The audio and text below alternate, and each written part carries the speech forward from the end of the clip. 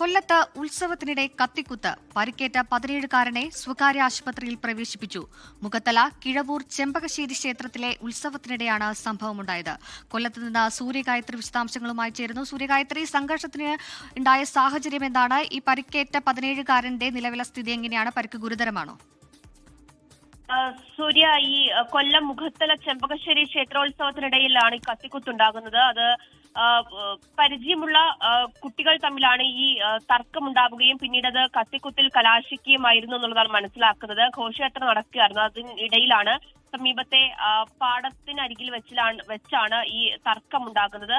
ഈ കുത്തേറ്റ വിദ്യാർത്ഥി അതീവ ഗുരുതരാവസ്ഥയിലാണ് എന്നുള്ളതാണ് മനസ്സിലാക്കാൻ സാധിക്കുന്നത്. സ്വകാര്യ ആശുപത്രിയിലാണുള്ളത്. കുത്തിയവർ ഇതുവരെയും പോലീസിനെ കണ്ടെത്താൻ കഴിഞ്ഞിട്ടില്ല. എന്തായാലും പോലീസ് ഊർജിതമായിട്ടുള്ള അന്വേഷണം നടത്തുകയാണ്. ശരി, കൊല്ലത്ത് ഉത്സവത്തിനിടെയുണ്ടായ കത്തിക്കുത്തിൽ 17-കാരന് ഗുരുതരമായി പരിക്കേറ്റിരിക്കുന്നു. പ്രതികൾക്കായുള്ള അന്വേഷണം പോലീസ് ഊർജിതമായി തുടരുകയാണ്.